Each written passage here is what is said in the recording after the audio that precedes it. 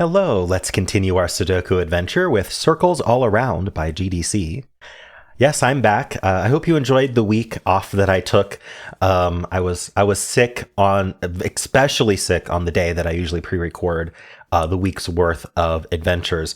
And so it really took a lot off. I want to personally thank Bremster, Solver Tom, Scott Solves, and Zeta for filling in for me and getting the turnaround on those videos last second so that I could prep them all for the week. So I really appreciate that. I am feeling better. I still have a cough, so I've been using cough drops, but it's just that lingering cough you get after a cold. So I'm feeling much better. Thank you everyone for your kind words and for your understanding. All right. This is also, I know it's April Fool's Day, but this is also the start of the theme week. So instead of doing, I promise you, there's no April Fool's Day trick on this one. We're just starting the new theme week. So theme week takes precedence over April Fool's Day. It just so happens that April Fool's Day came on a Monday, which is unfortunate. That's when we start theme weeks. But yeah, I'm sure there's plenty of April Fool's things going around. This will just be some normalcy for today. All right. So the theme for this week is counting circles. So every puzzle this week will involve counting circles. This one is a pure counting circles puzzle, and all the future puzzles will be counting circles plus some constraint that you're hopefully already familiar with. So how do counting circles work? Well, wherever we have circles in the grid, we're going to have digits in them. And a digit in a circle indicates how many circles contain that digit. So if I put a 2 in this circle, that means that there are 2 circles that have a 2 in them. So I could put a 2 here, for example. And if I have, say, a 5 in this circle, then that means there would be 5 circles with 5s in them. Now, it also means I can't have 3 circles with 2s in them. It's an exact count. So if a digit appears in a circle, it appears at that many times in the circle. So hopefully that's understandable. That's all there is to this puzzle other than normal 6x6 Sudoku rules. So we're putting the digits 1 to 6 in every row, every column, and every 2x3 box. Yep, so those are the rules. There's a link in the description if you'd like to try the puzzle yourself, and I'm going to get started right now. Okay, so the first thing I want to think about is the maximum number that could go in the circles.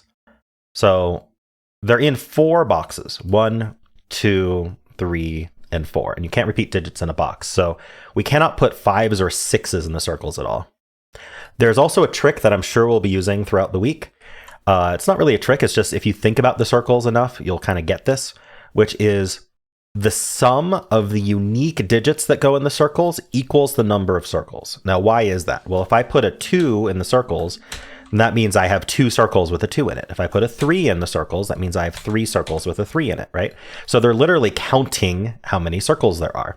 So because I have a 2 and a 3, that means that I now have occupied 5 circles. And so then I have 1, 2, 3, 4, 5 circles left. I would need to have the remaining add to 5. So maybe like 1 and 4 or something. This just wouldn't work, obviously. But so that's the key. Now, how many circles do we have? 1, 2, 3, 4, 5, 6, 7, 8, 9, 10. So there's 10 circles. And so that means that the unique digits in the circles need to add to 10. Now, we know we have at least 4 different digits in these circles because of this box and also this column.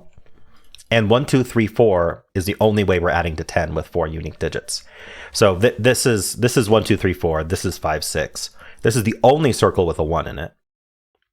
I need a 4 in every single box. So this is our first digit, actually. That's a 4. Now I need a 3 in all the remaining boxes. So there's a 3 in one of these 2, which means these aren't 3. And now I also need a 3 in this box somewhere. Let's just corner mark that. And then we need a 2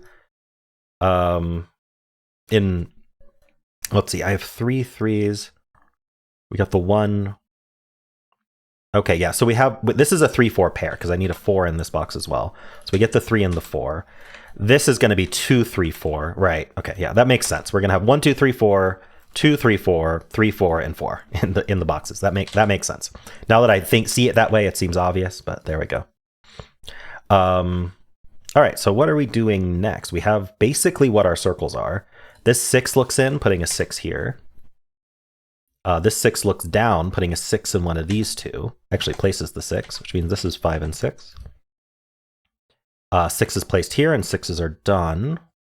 5 is placed here because this 5 looks up, and then that places this 5.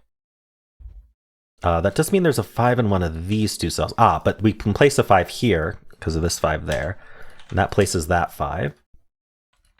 This is going to be a 1-2 pair. These are from 1, 2, 3. And so that makes a 1, 2, 3 triple. We need a 4 in the column, which goes there, which places the 4 in this box, which places the 3 in the 4, which places the 2 in the 3, places the 1 in the 2. All right, this is collapsing. We get our 1 here. So these are going to be 2, 3. We know the order that resolves these things. We get a deet doot in the corner. Very nice. This is a 1. That's a 2. That's a 1. This is a 5. And then in this box, we need, let's see, down here, we need the 1 and the other 2, 3.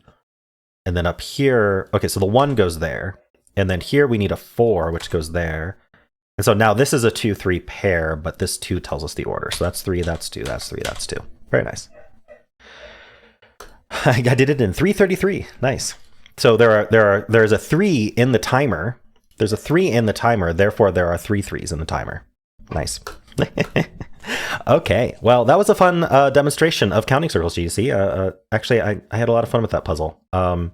We had to think about the trick that these would add to 10, and as soon as we thought about it that way, it became obvious.